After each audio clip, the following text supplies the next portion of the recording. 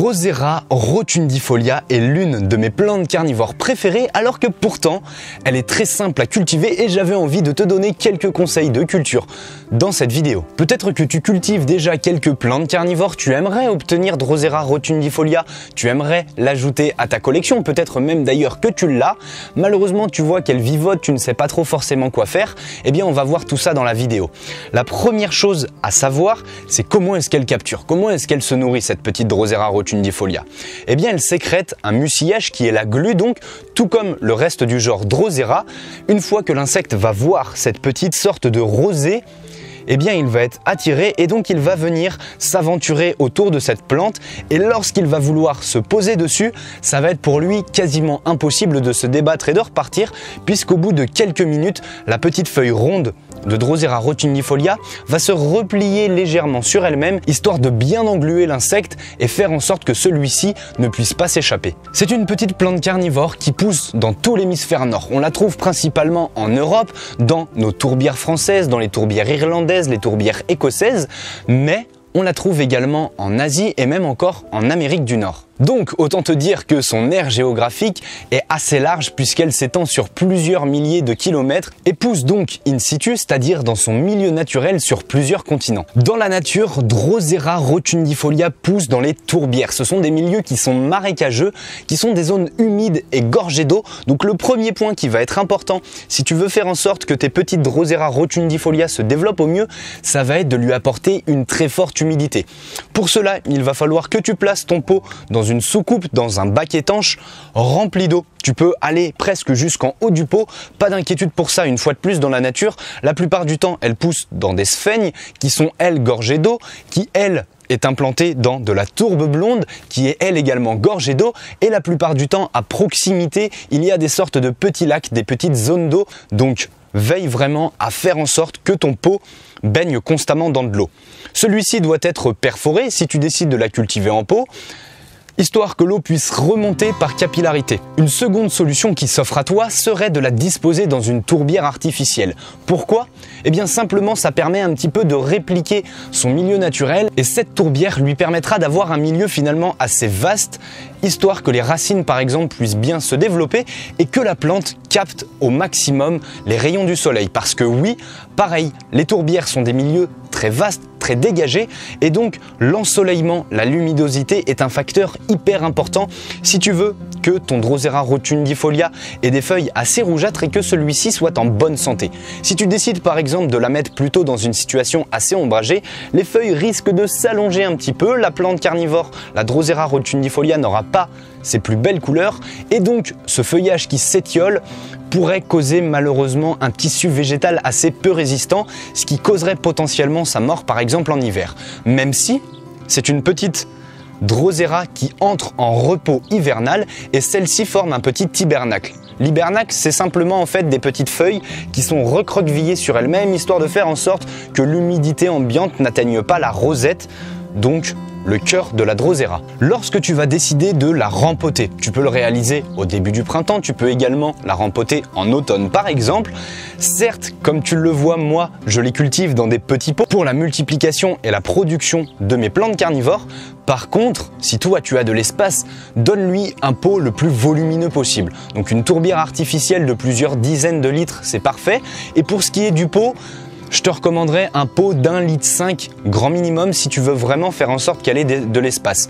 Surtout qu'en plus de ça, à la fin de l'été, elle va former une hampe florale. Cette hampe florale arrivera à maturité et donc elle va sécher. Ce qui fait que les graines qui seront contenues dans les hampes florales, qui est d'ailleurs autoféconde, Drosera rotundifolia fait des fleurs qui sont autofécondes, donc tu n'as même pas besoin de les polliniser. Si tu veux que les graines tombent tout autour, histoire de pouvoir obtenir un magnifique tapis de Drosera rotundifolia, veille vraiment à lui mettre un pot assez volumineux, histoire que les graines, par exemple, ne tombent pas à côté, ce qui serait dommage de malheureusement ne pas faire en sorte que ta plante se ressème naturellement. En septembre 2019, j'ai eu la chance de pouvoir observer Drosera rotundifolia dans son milieu naturel.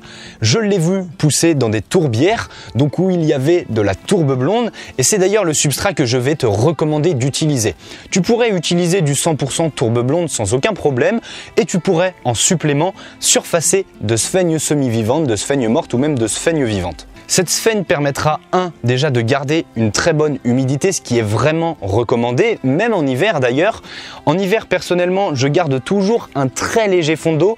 Le pot baigne constamment un petit peu dans de l'eau, sachant qu'en plus de ça, dans mes bacs étanches, j'utilise de l'Aquanab qui est un feutre, qui est une bâche géotextile qui retient jusqu'à 50 fois son poids en eau et ce qui permet vraiment de garder une très bonne humidité au niveau des pots. Donc le surfaçage de sphène permettra de conserver une très bonne humidité, de faire en sorte que l'eau qui est contenue dans la tourbe blonde s'évapore le moins possible. Cela permettra également d'avoir un aspect décoratif et la sphène a également des propriétés antifongiques. Mais une fois de plus, l'utilisation de la sphène c'est vraiment en option. Donc si tu n'en as pas de souci, place donc ton Drosera rotundifolia dans du 100% tourbe blonde. Donc personnellement, dans ce pot-là, il y a environ à 2/3 de la tourbe blonde en 100% et le reste, donc un tiers du pot, environ à peu près 30%, est surfacé de sphène semi-vivante. Comme je te le disais, en hiver, cette petite Drosera rotundifolia, cette petite Rosolis à feuilles rondes, forme un hibernacle.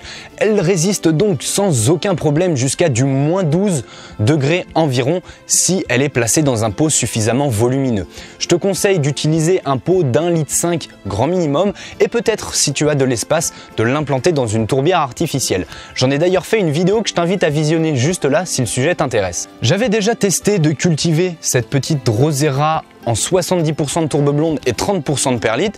Je me suis rendu compte qu'elle se portait bien, mais franchement je préfère quand même utiliser du 100% tourbe blonde et faire en sorte de répliquer ce que j'ai pu observer dans la nature pour lui donner les meilleures conditions de culture possibles. Donc même si tu habites dans l'est de la France, dans le nord de la France et que l'hiver il gèle et qu'il fait très froid, pas de souci, c'est une petite Drosera, comme je te le disais, qui est vraiment très simple de culture, puisque finalement elle résiste à des températures assez extrêmes. Et pour ce qui est des températures maximales, elle va résister jusqu'à du 35-40 degrés sans aucun problème, avec du plein soleil. Avec un bon bain de soleil, c'est vraiment ce qu'elle préfère. Enfin, la technique de multiplication que j'utilise personnellement et que je trouve la plus adaptée, au vu de la quantité des graines qui sont contenues dans les hampes florales une fois celles-ci séchées, eh bien ça va être de les récolter ces graines-là.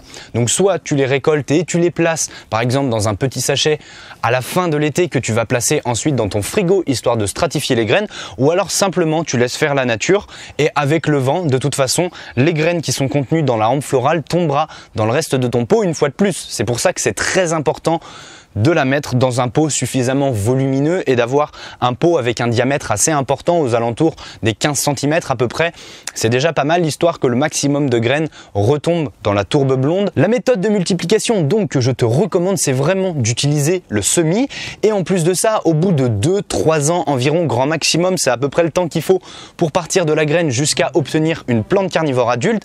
Ça te permettra d'avoir un magnifique tapis de Drosera rotundifolia qui donnera un aspect très naturel par exemple à ta tourbière artificielle. Pour résumer donc, s'il te plaît, cultive-la en extérieur. C'est une plante carnivore rustique qui résiste jusqu'à du -12 degrés dans son milieu naturel. Elle pousse en extérieur dans des tourbières, dans des milieux très vastes, très dégagés. Donc pareil, il faut vraiment que tu répliques ce qu'il se passe dans la nature pour lui donner les meilleures conditions possibles. Donc extérieur, plein soleil avec une forte luminosité, dans du 100% tourbe blonde avec en option pourquoi pas un petit surfaçage de sphène semi-vivante ou bien de sphène morte. Tu veilleras donc à faire en sorte que les pots baignent constamment dans de l'eau de pluie ou de l'eau déminéralisée et de toujours faire en sorte de garder un très léger fond d'eau même en hiver. Donc si elle est en tourbière, pas d'inquiétude si le vent, la pluie lui tombe dessus et que finalement ta tourbière se gorge d'eau et que même Drosera rotundifolia est un peu les pieds dans l'eau et même recouverte un petit peu d'eau,